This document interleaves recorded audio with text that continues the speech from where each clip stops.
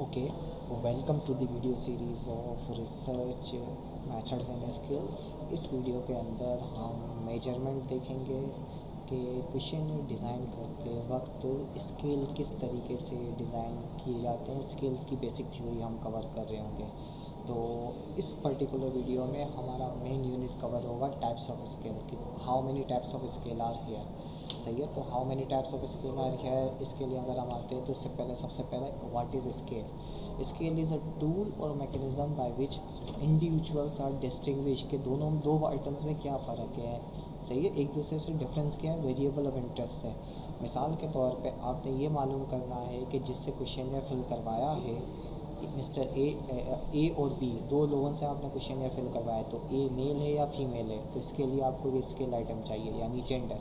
इसी तरीके से ए की एज क्या है या बी की एज क्या है, तो एज भी एज स्केल आइटम के तौर पे यूज़ हो सकता है। ठीक है, इसी तरीके से अगर आप उनसे उनकी चॉइस पूछते हैं तो चॉइस को भी स्केल के ज़रिए कैप्चर किया जा सकता है। तो बेसिकली कैप्चरिंग मैकेनिज़्म टूल के जिसके ज़रिए दो इंडिविजुअल्स जो वेरिएबल इंटरेस्ट उसको आप मेजर कर रहे होंगे। अगेन इसको एग्जांपल से कवर करते हैं। There are 4 basic types of scales. पहला नॉमिनल, ऑर्डिनल, इंटरवल और रेशियो, ये 4 स्केल्स हैं। अच्छा, जब आप क्वेश्चन डिज़ाइन करेंगे तो उस वक्त आपको मालूम होना चाहिए कि आपने जो अपने रिस्पोंडेंट से पूछना है, वो जो पूछ रहे हैं क्वेश्चन डिज़ाइन करते वक्त, वो कौन सी कैटेगरी में फॉल करेगा, वो कौन से स्केल में फॉल करेगा। सही है, वो नॉमिनल हो सकता है, ऑर्डिनल हो सकता है, इंटरवल के ज़रिए पूछ सकता है, रेशियो के ज़रिए। तो as per nature of question, as per nature of information required आपको स्केल डिज़ाइन या डेवलप करने होंगे। सही है, तो स्टार्ट करते हैं नॉमिनल। नॉमिनल स्केल क्या है? A nominal scale is one that allows a researcher to assign subjects to certain category, यानी आपको अपने रिस्पोंडेंट्स की ग्रुपिंग या कैटेगरी आइडेंटिफाई करना है। फॉर एग्जांपल कि जो क्वेश्चन फिल कर रहा है वो किस लोकेशन पे है, कराची से है, लाहौर से है, हैदराबाद से है, या उसकी नेशन सिटी देखा जाए तो वो किस कंट्री से बिलोंग करता है, weather he is a Pakistani और यूके सिटीज़न और अमेरिकन सिटीज़न और अरब कंट्री से ताल्लुक़ रखता है, या वो जेंडर वाइज की जो हमने बात की थी कि वो मेल या फीमेल हो, कैटेगरी वाइज बात करते हैं। तो इसकी 2 एग्जांपल आपके सामने मौजूद है। मिसाल के तौर पे किस एरिया में काम करता है, मार्केटिंग में काम कर रहा है, मेंटेनेंस में काम कर रहा है, फाइनेंस में कर रहा है, अकाउंट्स में, प्रोडक्शन, सर्विसेज, पर्सनल या सेल्स, या इसी तरीके से जेंडर। तो ये एग्जांपल है। तो ये एग्जांपल है किसकी? एग्जांपल है नॉमिनल स्केल की। तो नॉमिनल स्केल के लिहाज से अगर हम बात करते हैं तो nominal scale is nothing but the category. मिसाल के तौर पे अगर आप ये पूछना चाहते हैं विच कलर यू लाइक वाली बात, तो वो रेड, येलो, ब्लैक, तो ये ग्रुप में कैटेगरी है। ठीक है, उस कैटेगरीज पे जब हम इंफॉर्मेशन ले रहे होते हैं तो वो नॉमिनल स्केल कहलाती है। अच्छा, ये क्यों मालूम होना चाहिए? इसलिए मालूम होना चाहिए कि जब आप मेथोलॉजी करने के बाद एनालिसिस के जाएंगे कि आपने ये इन्फॉर्मेशन कलेक्ट की, ये एक्सप्लोर किया। रिसर्च का जो मेन पर्पज़ है कि प्रॉब्लम सॉल्यूशन का आप एक्सप्लोर कर रहे हैं। सही है, इन्वेस्टिगेट कर रहे हैं कि क्या इशू है ताकि आप सजेशन दे सकें प्रॉब्लम सॉल्यूशन के लिए। तो जब आप एक्सप्लोर करने के बाद इसको एनालाइज कर रहे होते हैं प्रॉब्लम, तो आपको मालूम होना चाहिए कि प्रॉब्लम के अंदर जो इन्वॉल्व लोग हैं वो किस कैटेगरी से बिलोंग करते हैं।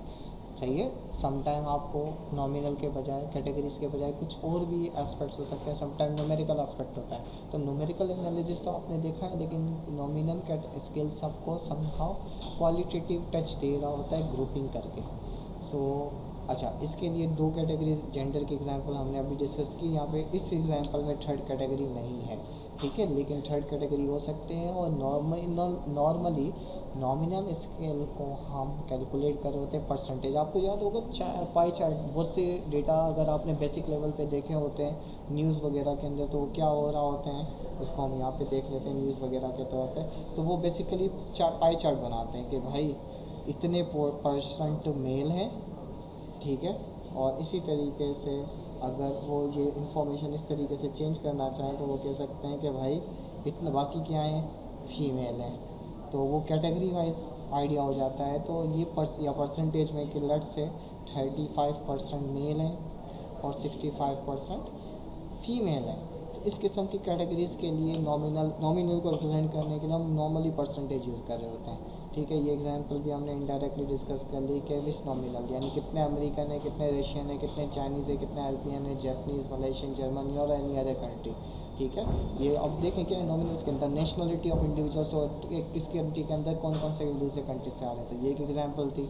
इसको हम परसेंटेज के ज़रिए या फ्रीक्वेंसी के ज़रिए शो किया जा रहा होगा। Okay, so nominal simply category. Category ordinal क्या है? Ordinal scale not only categorise variable, यानी आप यहाँ पे देख लें ये सिर्फ कैटेगराइज ही नहीं कर रहा होगा, ठीक है, सिर्फ कैटेगरीज ही नहीं कर रहा होगा बट ऑल्सो उन कैटेगरीज की रैंकिंग भी कर रहा होगा। अच्छा, अब वो रैंकिंग के लिहाज से क्या, मिसाल के तौर पे फयाज के what is the highest level of education you have completed.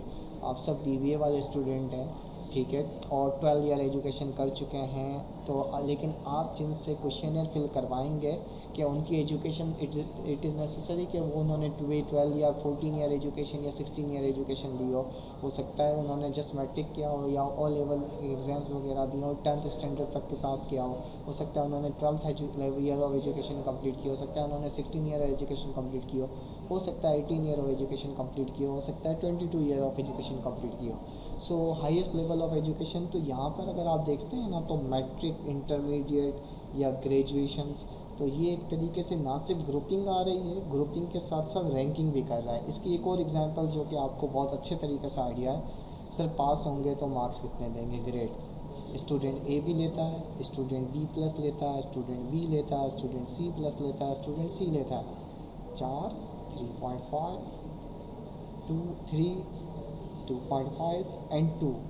तो ये भी एक तरीके से ग्रुपिंग भी है लेकिन इसमें रैंकिंग भी आ रही है, यानी कैटेगरीज भी हैं और रैंकिंग भी आ रही है। तो ऑर्डिनल स्केल, ऑर्डिनल। इसी तरीके से अगर टीचर्स की बात करते हैं तो टीचर्स के लिहाज से लेक्चरर्स भी हैं, देन प्रोफेसर्स की कैटेगरीज में असिस्टेंट प्रोफेसर्स हैं, देन एसोसिएट प्रोफेसर्स हैं, ठीक है, एसोसिएट प्रोफेसर हैं, एसोसिएट्स प्रोफेसर, ठीक है। इसी तरीके से then full professor, full professor के बाद एमरिट्स प्रोफेसर, इस तरीके से कैटेगरीज बनी हुई हैं, ठीक है। तो इसका मतलब ये है कि कैटेगरी, लेकिन ये कैटेगरी रैंक्ड वाइज है, रैंकिंग के साथ। तो जहाँ पर आपको इंफॉर्मेशन कैटेगरी भी हो रैंकिंग भी हो तो वो टेक्निकली क्या कहलाएगा, ऑर्डिनल स्केल, सही है। और सिर्फ कैटेगरीज हो तो वो क्या कहलाएगा, nominal scale.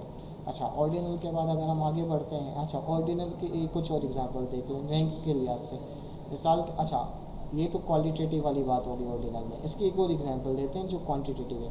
Rank the following 5 characteristics in a job in term of your own important. आप किसी से पूछें मिसाल के तौर पे कि आप इन कैटेगरीज को रैंक करें, तो वो रैंक किस तरीके से करेंगे। मिसाल के तौर पे जॉब कैरेक्टरिस्टिक यानी एचआर रिलेटेड एक इन्फॉर्मेशन है कि किसी भी ऑर्गेनाइजेशन के अंदर जो इंडिविजुअल एम्प्लॉयज़ अगर जॉब कर रहे होते हैं तो उनकी कैरेक्टरिस्टिक्स कि आपकी जॉब कैरेक्टरिस्टिक्स क्या है कि इसके अंदर इस जॉब में क्या आपको दूसरों से इंटरेक्शन करना पड़ता है, डिफरेंट स्किल्स यूज़ करनी होती है। तो हर इंडिविजुअल, कोई इसको 1 देगा, कोई इसको 3 देगा, 2 देगा, 4 देगा, 5 देगा, कोई इसको 5 देगा, कोई इसको 1 देगा, 3, 4 और 2। तो ये रैंकिंग डिफरेंट हो सकती है। तो जहाँ पर कैटेगरीज भी हों और कैटेगरीज के साथ रैंकिंग भी हो तो उस कैटेगरी इसको सिचुएशन को हम क्या कहते हैं, ऑर्डिनल स्केल कहते हैं, ठीक है, सही है। तो यहाँ पर अच्छा, यहाँ पर एक बात कहेंगे, वी कैन सी कि ऑर्डिनल क्या था कि ज़्यादा इन्फॉर्मेशन दे रहा है। क्यों इन्फॉर्मेशन दे रहा है, नॉमिनल में क्या था, नॉमिनल सिर्फ कैटेगरी था, ओनली कैटेगरी, लेकिन ये कैटेगरी को क्या कर रहा होता है, रैंक भी कर रहा होता है, सही है, ये कैटेगरी को रैंक कर रहा है। लेकिन ये डिग्री इंटेंसिफाई नहीं करता, मैग्नीट्यूड का डिस्कस नहीं कर रहा होता। तो इस चीज़ को कवर करने के लिए थर्ड कैटेगरी मौजूद है which is known as interval. अच्छा, वो क्या है, मिसाल के तौर पे आप ये कहते हो कि लेक्चरर अगर टीचिंग पॉइंट ऑफ से और असिस्टेंट प्रोफेसर्स की कैटेगरी है, लेकिन ये कैटेगरी और रैंक भी है, और देन ऊपर एसोसिएट भी आ रहा है, देन फुल प्रोफेसर आ रहा है। लेकिन हम इनको रैंकिंग तो कर सकते हैं लेकिन ये नहीं बता सकते कि कितने इंटेंसिटी के साथ फुल प्रोफेसर वाली सिचुएशन आ रही है, ठीक है ना। अगर मैं इसको यूँ कर दूँ कि एग्जांपल के तौर पे, ओके, अगर यहाँ पे देखें ना तो डिग्री या इंटेंसिटी, यहाँ पे अभी हम नंबर वाइज आइडेंटिफाई कर सकते हैं कि ये 10 ईयर है, ये high school less than 10 year है, ये 10th ईयर ऑफ एजुकेशन। ये अगर देखा जाए तो 14 ईयर ऑफ एजुकेशन भी आ रही है, 16 ईयर, ये इंटरनेशनल कॉन्टेक्स्ट में डिज़ाइन की गई है, तो डेट्स वाई। तो ओके, हम इंटरवल पे डायरेक्ट हैं। इंटरवल स्केल क्या है, where is nominal allow us to qualitative category wise distinguish करता है ग्रुप में, ठीक है। और ऑर्डिनल क्या कर रहा होता है, इनकी रैंकिंग भी कर रहा होता है, ठीक है। इंटरवल क्या करता है, डिस्टेंस भी मेजर कर रहा होता है दो पॉइंट के दरमियान। यानी अगर हमने दो ग्रुप्स दो आइडेंटिफाई कर लिए तो उसमें डिफरेंस कैसे आएगा। अब इसके लिए एक छोटी सी एग्जांपल की बात करते हैं। अगर यहाँ पे मैं कहता हूँ फॉर एग्जांपल, मैंने लेट से कैटेगरी कर दी कि भाई हॉट, वेरी हॉट, हॉट, सही है, कोल्ड और वेरी कोल्ड, इस तरह की बात कर ली, ठीक है। तो अगर मैं ये सिर्फ कैटेगरी ये पूछ लूँ आपसे कि भाई आपका रूम टेम्परेचर क्या है, तो आप रूम टेम्परेचर कैटेगरी बता सकते हैं, ठीक है। लेकिन अगर मुझे एग्जैक्टली आइडेंटिफाई करवाना है कि वेरी हॉट में क्लासीफाई करेगा, हॉट में क्लासीफाई करेगा, तो मुझे क्या पूछना होगा, इनको इस तरह का कुछ नंबर्स देने होंगे ताकि वो आइडेंटिफाई कर सके कि उनके लिहाज से वो इन दोनों में क्या फ़र्क है, ठीक है। तो इंटरवल स्केल के अंदर बाकायदा कुछ इस तरह की रेंज दी जाती है कि भाई लेट से एक लोएस्ट नंबर दिया जाता है और एक हाईएस्ट नंबर दिया जाता है, और उस लोएस्ट और हाईएस्ट के दरमियान जो देखा जाए डिस्टेंस होता है वो नॉर्मली इक्वल होता है हर यूनिट के दरमियान, इक्वली अज्यूम करके। उससे मिसाल के तौर पे किसी पर्सन ए के लिए, फॉर एग्जांपल पर्सन ए के लिए जो आइटम है वो इधर आ रही है, पर्सन टू बी पर्सन इसको यहाँ पे सेलेक्ट कर रहा है, ये ए यहाँ पे सेलेक्ट कर रहा है, बी यहाँ पे सेलेक्ट कर रहा है, तो हम आइडेंटिफाई कर सकते हैं और ये ए की थिंकिंग बी की थिंकिंग से कितनी डिफरेंट है, सही है। तो इसके लिए इंटरवल स्केल यूज़ किए जाते हैं। अब इंटरवल स्केल में सबसे ज़्यादा कॉमन जो एग्जांपल की जा रही होती है वो एक लाइकर्ट स्केल की तरह की सिचुएशन है, लेकिन मैं उसकी तरफ आने के बजाय इंटरवल स्केल की बात करता हूँ। मिसाल के तौर पे आपको मेरी बात समझ में आ रही है या नहीं आ रही, तो हो सकता है हमने 1 2 3 4 5, अगर आप मेरी बात से एग्री करेंगे तो स्ट्रांगली एग्री लिखेंगे, और अगर आप डिसएग्री करेंगे तो स्ट्रांगली डिसएग्री लिखेंगे। लेकिन ये डिसएग्री है, ये न्यूट्रल है और ये एग्री है। तो इसका मतलब क्या हुआ कि यहाँ पे 1 को मैंने क्या लिखा हुआ, स्ट्रांगली डिसएग्री, यानी आपको मेरी बात समझ में नहीं आ रही तो आप यहाँ पे टिक कर देंगे। लेकिन अगर आपको मेरा लेक्चर समझ में आ रहा है तो कितना समझ में आ रहा है, कुछ स्टूडेंट 4 पे टिक करेंगे, कुछ कहेंगे कुछ खास समझ में नहीं आया, क्योंकि हम डायरेक्टली क्वेश्चन पूछ नहीं सकते। तो हर स्टूडेंट से अगर मैं ये इस वक्त जो 40 या 50 स्टूडेंट्स ये वीडियोस देख चुके हैं उनसे पूछूं कि इफ़ेक्टिवली आइडेंटिफाई या रैंक द इफेक्टिवनेस ऑफ या tick mark how you feel about this video, तो वो हो सकता है 1 पे टिक करें, हो सकता है 2 पे टिक करें, हो सकता है 3 पे टिक करें, 4 पे टिक करें, 5 पे टिक करें, वो किसी भी इन्फॉर्मेशन पे टिक कर सकते हैं। तो इससे क्या होगा, क्वेश्चनर फिल करवाते वक्त मैं रेस्पोंडेंट का कैप्चर कर रहा हूँ बिहेवियर कि उसकी थिंकिंग क्या है। अब एग्जांपल इस तरीके से देता है, फॉलोइंग अपॉर्चुनिटीज़ ऑफर्ड बाय, ये जॉब अपॉर्चुनिटीज़ से रिलेटेड है। अब जॉब अपॉर्चुनिटीज़ आपने HR में स्टूडेंट्स ने कुछ ना कुछ चीज़ें पढ़ी होंगी कि जॉब अपॉर्चुनिटीज़ क्या होती है। जॉब अपॉर्चुनिटीज़ का मतलब कि आपके जॉब में डिफरेंट ऑप्शंस देखा जाए तो अपनी जॉब को इन्हेंस करने के लिए खैर सेंटेंस से पढ़ लेते हैं। Using a number of different skills, आपको अपनी इंटरेक्शन करना पड़ता है दूसरों के साथ, डिफरेंट स्किल्स यूज़ करनी होती है। Beginning completing our task from beginning to end, शुरू से लेकर आखिर तक अकेले काम करना है, दूसरों को सर्व करना है या अकेले ही काम, वर्क इंडिपेंडेंटली करना है, सही है। काम टास्क शुरू भी करना है, ख़त्म भी करना है और अकेले काम करना है। तो जॉब अपॉर्चुनिटीज़, मिस्टर ए जो कि एक्स ऑर्गेनाइजेशन में काम करता है, हो सकता है उसके लिए बिहेवियर क्या हो, उसके लिए बिहेवियर ये हो, सही है, वो यहाँ पे आ रहा हो, ठीक है। अच्छा, स्ट्रांगली एग्री और स्ट्रांगली डिसएग्री वाली बात कह रहे हैं, ठीक है। हो सकता है उसी ऑर्गेनाइजेशन के एक शख्स को यहाँ वाले पॉइंट्स लग रहे हैं, ठीक है, एक बिलो और एक ही ऑर्गेनाइजेशन के, ठीक है। इसी तरीके से उसी ऑर्गेनाइजेशन का तीसरा शख्स कुछ इस तरीके से सर्कल कर रहा होगा, तो उस ऑर्गेनाइजेशन का बिहेवियर आएगा। लेकिन अगर मैं ऑर्गेनाइजेशन चेंज कर देता हूँ, ऑर्गेनाइजेशन चेंज कर दी, तो अब उस एक ऑर्गेनाइजेशन को लगता है कि नहीं यहाँ पर फॉल कर रही है उसकी ऑर्गेनाइजेशन, उसी ऑर्गेनाइजेशन के दूसरे बंदे को यहाँ पे सर्कल फिल कर रहे हैं। तो आप देख सकते हैं समहाउ बिहेवियर आइडेंटिफाई हो रहा है। तो इंटरवल स्केल में ये कह सकते हैं इंटेंसिटी आइडेंटिफाई आप कर सकते हैं कि ये लो की कैटेगरी में आ गया और ये हाई कैटेगरी में आ गया, कि जॉब अपॉर्चुनिटीज़ हाई हैं पर्पल वाली ऑर्गेनाइजेशन में, जबकि ब्लू वाली ऑर्गेनाइजेशन के अंदर जॉब अपॉर्चुनिटीज़ क्या हैं, थोड़ी सी लो हो रही थी, ठीक है। तो ये आप इंटरवल स्केल से किसी हद तक कैप्चर करना चाहें तो कर सकते हैं। ये देख लें मैग्नीट्यूड है, सही है कि वो 3 4 5 किस पे भी 5 आइटम में जिस पे भी करना चाहे कर सकता है। अच्छा, यहाँ पे एक छोटी सी बात है, 1 और 2 का जो डिफरेंस है ना, वही डिफरेंस 4 और 5 का होगा। इवन अगर मैं कहता हूँ नहीं भाई यहाँ पे 5 6 7 8 और 9 नंबर दे दिए, तो 5 और 6 का जो डिफरेंस होगा वही 8 और 9 का डिफरेंस होगा, हम ये एज्यूम कर रहे होते हैं। ठीक है, तो मैग्नीट्यूड डिफरेंस बिटवीन देख ले 7 और 8 सेम है जो कि 9 और 10 में होगा, या 1 और 2 के लिहाज से। अच्छा, अब एक और एग्जांपल के लिहाज से बात करते हैं थोड़ा सा। Circle the number that represent your feeling capture कर रहे हैं एट दिस पर्टिकुलर मोमेंट पर, देयर आर नो राइट और रॉन्ग, यानी आपको राइट जाए, I invest more in my work then I get out of it. सही है, अगर आप एग्री करते हैं या डिसएग्री करते हैं, तो कुछ स्टूडेंट जो जिससे क्वेश्चन फिल करवा रहे होंगे इस किस्म के कुछ सर्कल लगा रहा होगा। तो ये एक तरीके से क्या इंटेंसिटी आइडेंटिफाई हो सकती है कि लो या हाई आप इजीली आइडेंटिफाई कर सकते हैं। सही है, एवरेज जब निकालते हैं क्वेश्चन फिल करवाने के बाद, एक ऑर्गेनाइजेशन का 1.5 आ रहा है या 2 आ रहा है, और दूसरी ऑर्गेनाइजेशन का अगर हम देखते हैं तो दूसरी ऑर्गेनाइजेशन का लेट्स से 3.7 आ रहा है या 3.9 आ रहा है, तो हम समहाउ कैटेगरी इंटेंसिटीफाई कर सकते हैं, मैग्नीट्यूड आइडेंटिफाई कर सकते हैं। तो ये इंटरवल स्केल था। अच्छा, रेशियो स्केल क्या है? फोर्थ रेशियो स्केल जितने भी आर्बिट्रेट, अच्छा यहाँ पे हम देखें ना, तो ये इमेजिनरी नंबर हम दे रहे हैं, इमेजिनरी नंबर दे रहे हैं, अज्यूम कर रहे हैं किसी भी सिचुएशन के नंबर्स को खुद अपने तौर पे, कि बिल्कुल लो है इसको 0 दे दिया या 1 दे दिया, हाई है तो इसको 7 दे दिया या 5 दे दिया या 9 दे दिया। सही है। अच्छा, रेशियो क्या करता है? वो आर्बिट्रेट जो इमेजिनरी नंबर्स हमने बनाए हैं इंटरवल स्केल के अंदर, उनको ख़त्म करके देता है, क्योंकि वो कोई खास वैल्यू नहीं है, वो एक मीनिंगलेस मेजरमेंट नंबर है जिसको हम अपने तौर पे मीनिंग देते हैं।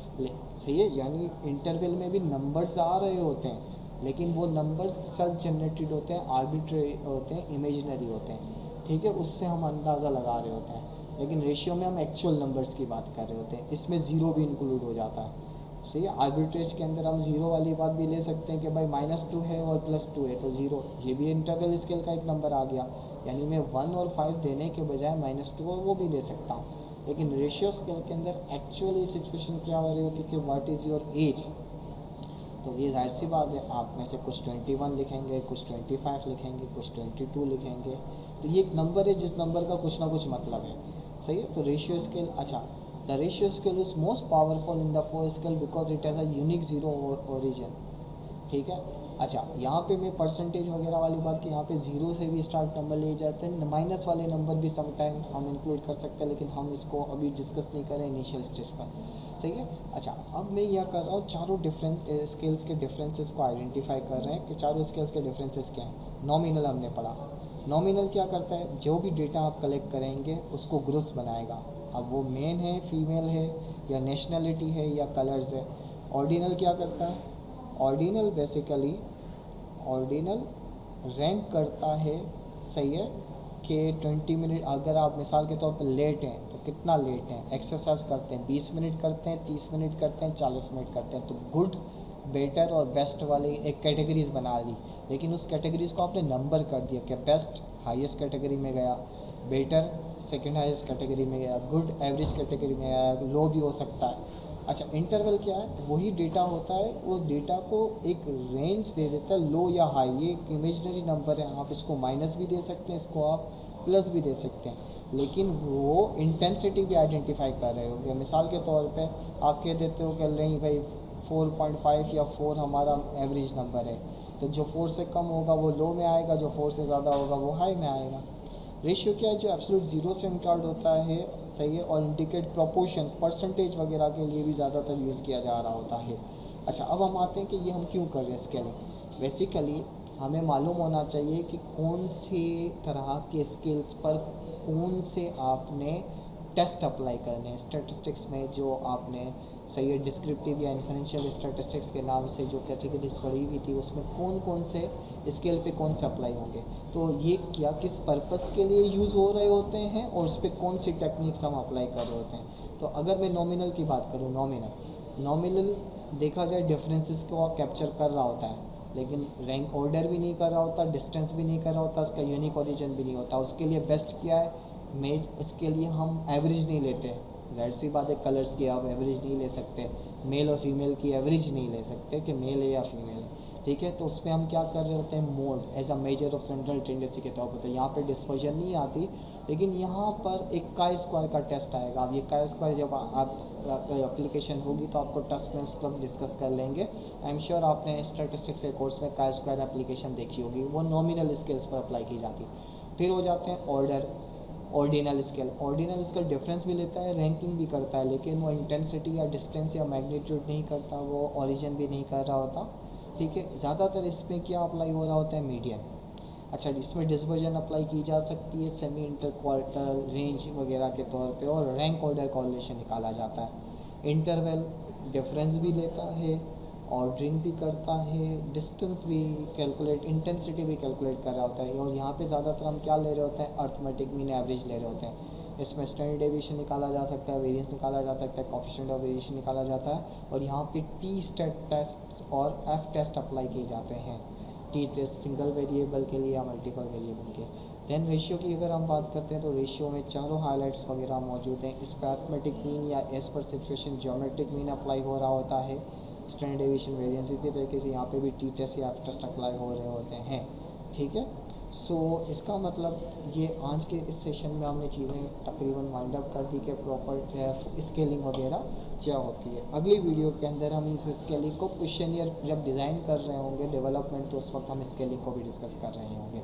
So that's all for this video.